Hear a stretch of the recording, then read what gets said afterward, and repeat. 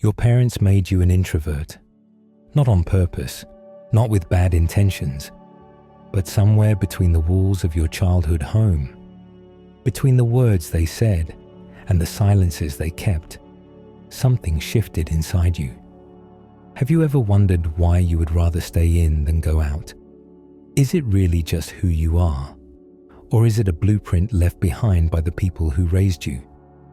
The answer might change the way you see yourself forever.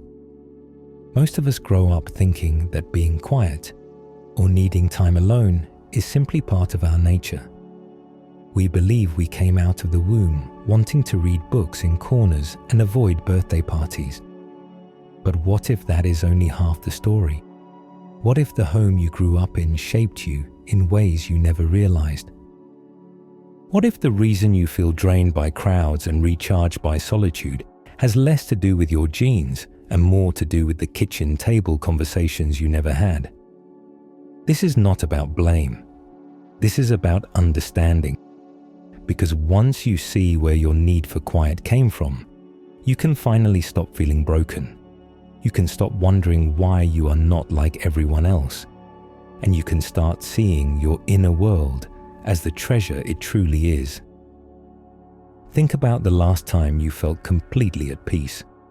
Was it in a crowded room full of laughter and conversation? Or was it in those quiet moments when the world fell away and you could finally hear your own thoughts? For many of us, peace lives in the silence. It breathes in the empty spaces between noise. It grows in the solitude that others might call loneliness, but we know is something far more valuable. Society tells us that wanting to be alone is strange. We see movies where the hero is surrounded by friends. We hear stories where happiness means parties and gatherings and being the center of attention. But what about the person who feels most alive when reading a book at midnight? What about the soul who finds more connection in a long walk alone than in a room full of strangers? Are they broken? Are they missing something that everyone else has? The answer is no. They are not broken. They were simply built differently. And that building often happened in the home where they first learned what the world expected from them. Let us go back to the beginning. Picture a child, maybe 5 or 6 years old. This child comes home from school with a head full of questions and a heart full of feelings. They want to talk about the weird thing that happened at lunch. They want to ask why the sky changes color. They want to share the strange dream they had last night. But when they walk through the front door, something stops them. Maybe the house is tense. Maybe the parents are fighting in the other room. Maybe mom is tired and tells them to go play quietly. Maybe dad is never really there, even when he is sitting right next to them. The child learns something in that moment. They learn that the outside world is not always safe for their thoughts. They learn that their feelings are too much, too loud, too inconvenient, so they do what any smart child would do. They build a room inside their own mind, a place where their questions can live, a place where their feelings can breathe, a place that belongs only to them. This is how introversion often begins, not as a flaw or a weakness, but as a survival skill. The child who retreats to their bedroom is not running away from life. They are running toward the only space where they feel truly free. They are diving deep into the ocean of their own thoughts because the surface world feels too rough. And here is the thing about survival skills. They work so well that they become part of who we are. That child who found safety in their own mind did not just cope with a difficult situation. They developed a gift. They learned how to be comfortable in their own company at an age when most children cannot sit still for 5 minutes. They learned how to process complex feelings without anyone teaching them how. They became their own therapist, their own friend, their own source of comfort. But they also learned something else. They learned that the outside world could not always be trusted with their inner world. They learned that some thoughts are safer when kept inside. They learned that vulnerability with others often leads to disappointment. These lessons do not just disappear when we grow up. They become the invisible rules that guide how we interact with everyone around us. Now, let us talk about the parents who hover, the ones who never let you fall, the ones who tied your shoes until you were 10 and called the school when someone looked at you funny. They meant well, they really did. But helicopter parents create a different kind of quiet child. When every decision is made for you, when every risk is removed before you can take it, something strange happens. You start to doubt your own ability to handle the world. You start to feel like you need protection from everything, including other people.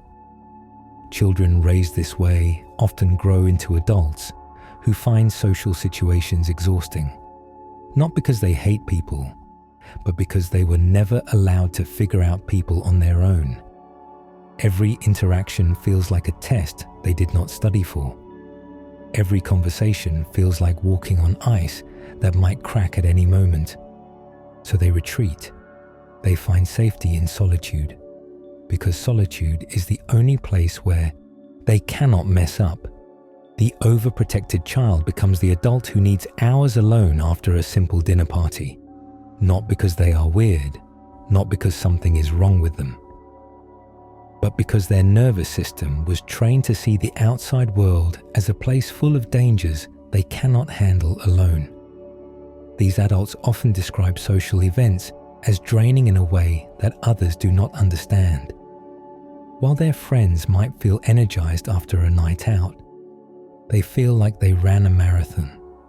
Every smile they gave, every conversation they navigated, every moment they spent reading social cues and trying to respond correctly took something from them. And the only way to get it back is through solitude. This is not antisocial behavior. This is a nervous system doing exactly what it was trained to do. It is constantly scanning for threats, constantly preparing for the worst, constantly working overtime to keep its humans safe. And all of that work is exhausting. Then there are the parents who were there but not really there. The ones who provided food and shelter but forgot to provide warmth. Emotional neglect is tricky because it does not leave bruises. It does not give you a story to tell. You cannot point to a specific moment and say, that is when everything went wrong. Instead, it is a slow fade, a gradual dimming of the light between parent and child. Children who grow up emotionally neglected often become experts at being alone. They had to be. When no one is paying attention to your feelings, you learn to pay attention to them yourself. You become your own best friend by necessity. You develop a rich inner world because the outer world was not giving you what you needed. These children grow into adults who are comfortable with silence, who can spend entire weekends without speaking to another person and feel perfectly fine, who find more meaning in a book than in small talk. This is not because they are cold or antisocial. It is because they learned early that they could only count on themselves for the emotional depth they craved. There is a certain strength in this. The child who had to be their own parent in emotional terms often grows into an adult with remarkable self-awareness. They know their own feelings because they had to learn them without a guide. They understand their own needs because nobody else was going to figure them out for them.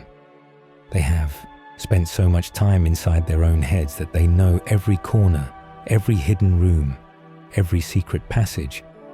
But there is also a loneliness in this, a loneliness that goes so deep, it sometimes feels like it is woven into their bones. They learn to be okay alone, not because they wanted to, but because they had to. And now, even when they are surrounded by people who care about them, part of them still feels separate, still feels like they are watching life from behind glass that nobody else can see. Here is where it gets interesting. The brain is not a fixed thing. It changes based on how we use it. Scientists call this plasticity. It means that the experiences of childhood actually shape the physical structure of your brain. When a child spends a lot of time alone, thinking and reflecting, certain pathways in the brain get stronger. The part of the brain that handles inner thoughts and self-reflection, what scientists call the default mode network, becomes more active and more developed. This is why introverts often have such rich inner lives. Their brains literally grew to support deep thinking. Every time that child sat alone in their room, processing feelings that no one asked about, their brain was building highways for thought. Every time they retreated from chaos to find peace inside themselves, their brain was learning that reflection is valuable. So yes, your parents may have helped create your introversion, but they also help create your depth. They help create your ability to sit with difficult emotions. They help create your talent for noticing things that others miss. The same environment that pushed you inward also gave you the tools to explore the vast landscape of your own mind. You became a deep diver in a world of surface swimmers. While others were learning how to work the room and charm the crowd, you were learning how to work your own thoughts and charm your own demons. You developed a relationship with yourself that many people never achieve. You learned that solitude is not the same as loneliness, and that silence is not the same as emptiness. The introvert brain is not a lesser brain.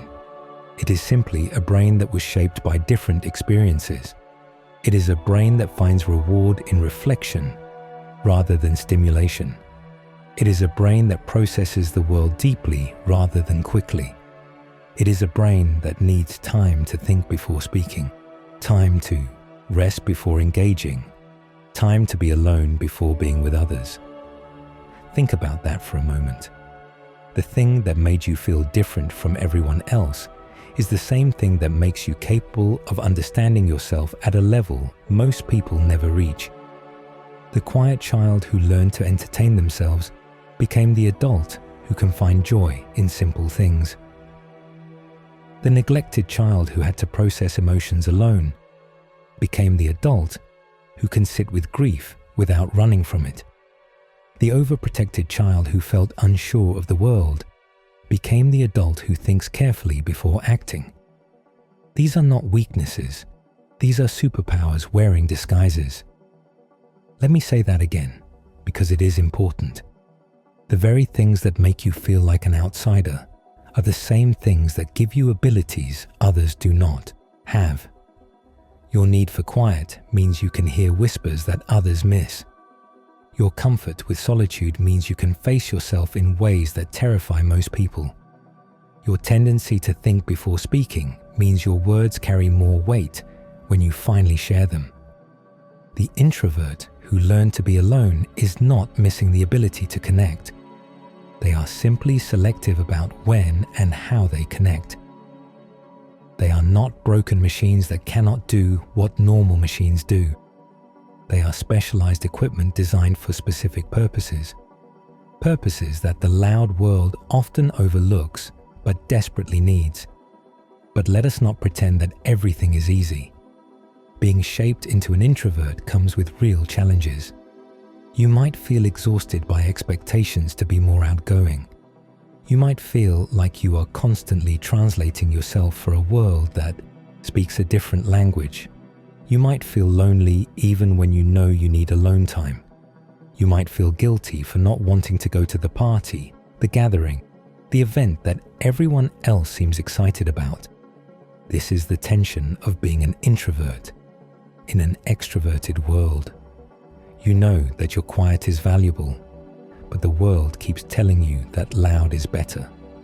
You know that your depth is rare, but the world keeps rewarding those who stay on the surface. It can feel like you are swimming against a current that never stops. You have probably felt this in job interviews where they ask if you are a team player.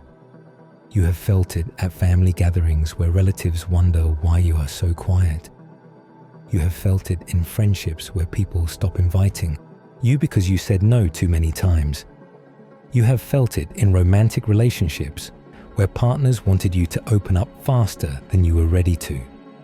The message is always the same. Be more, do more, talk more, share more, go out more. And every time you hear that message, a small part of you wonders if they are right. A small part of you wonders if you really are missing something that everyone else got. But here is what that message misses. It misses the value of less. It misses the power of fewer words spoken with more intention. It misses the beauty of a life lived at your own pace, rather than the pace the world demands. It misses the fact that some of the greatest thinkers, artists, and creators in human history were people who needed vast amounts of solitude to do their best work. And sometimes you might feel angry at your parents, angry that they did not create a home where you could be loud, angry that they did not teach you how to be comfortable in crowds, angry that they gave you this brain that needs so much quiet in a world that is so noisy. Those feelings are valid. You are allowed to feel them. But here is what I want you to consider. Your parents were also shaped by their parents. They were also carrying wounds they never asked for. They were also doing their best with tools they did not know were broken. The cycle of quiet children goes back generations. The mother who could not hold space for your feelings might have never had anyone hold space for hers. The father who was emotionally distant might have been taught that feelings were dangerous. This does not excuse everything. It does not mean you have to forgive immediately or at all. But it might help you understand that you are not the first person in your family to struggle with being seen. You are not the first one to build a room inside your mind. You might be part of a long line of quiet people who learn to survive by going inward. Imagine your great-grandmother as a young girl. Maybe she grew up in a time when children were expected to be seen and not heard. Maybe her feelings were dismissed as unimportant. Maybe she learned that the safest place for her thoughts was inside her own head. And then she grew up and raised children the only way she knew how. And those children raised children, and so on, down through the generations, until we arrive at you. The quiet in your veins might be older than you realize. It might have been traveling through your family tree for longer than anyone remembers. You are not an accident or an anomaly. You are the latest expression of a survival strategy that has been working for generations. Understanding this can shift something inside you. It can help you see your introversion not as a problem to solve, but as an inheritance to honor. Your ancestors gave you this gift of going inward. They did not have fancy words for it. They did not have therapists to explain it. But they had the same experience of finding peace in quiet spaces and feeling overwhelmed by too much noise. Now comes the most important question. What do you do with all of this?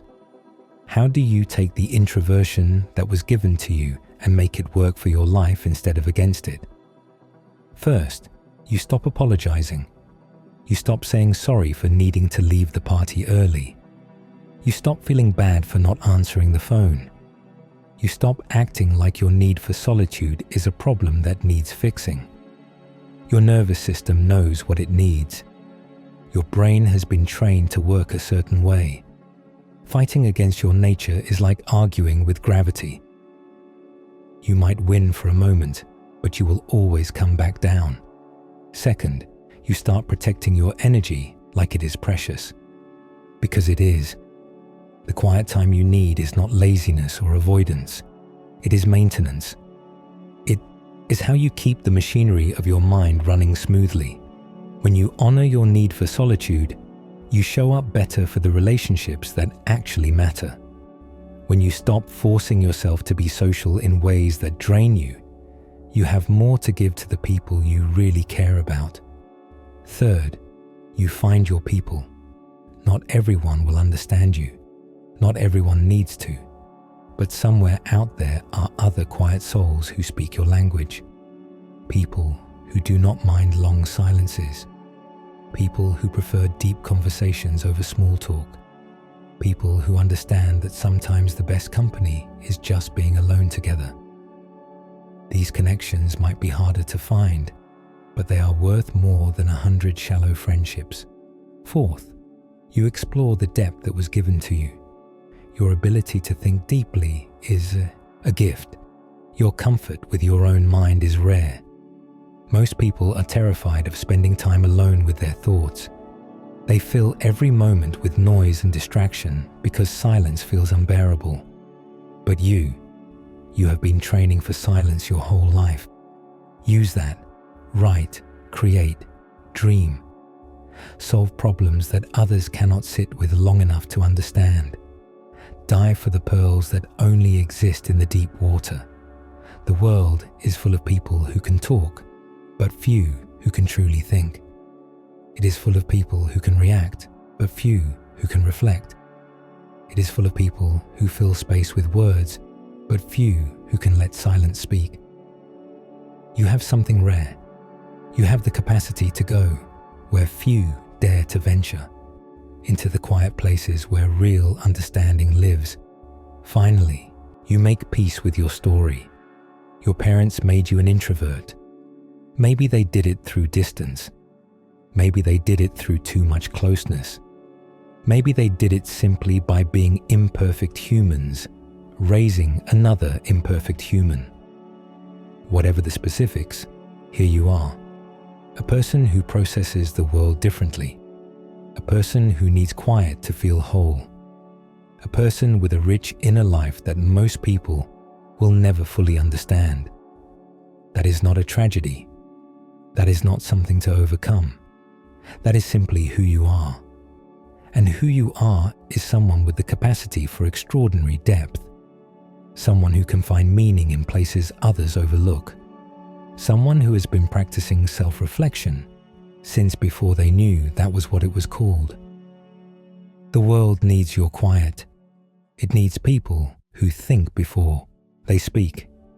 It needs people who can sit with complexity instead of rushing toward easy answers. It needs people who have built entire universes inside their own minds and can bring back treasures from those inner journeys. Your introversion is not a wound that needs healing. It is a tool that needs wielding. It is a perspective that needs sharing. It is a gift that was wrapped in complicated paper, but is still a gift nonetheless. So the next time someone tells you that you are too quiet, remember this. Your quiet was built in the fires of a childhood that required you to go inward. And in that inner world, you found something that most people spend their whole lives searching for. You found yourself. You found peace in your own company. You found that thinking is breathing and silence is a sanctuary. Your parents made you an introvert, and that introvert has depths that the loud world will never fully understand. But you understand, and that is enough. That is more than enough. If this resonates with your journey, if you found pieces of your own story in these words, leave a comment below. Let us discuss the quiet parts of our stories together. Because even those of us who love solitude sometimes need to know we are not alone in feeling alone. And maybe, just maybe, sharing our quiet stories is how we finally find our voice.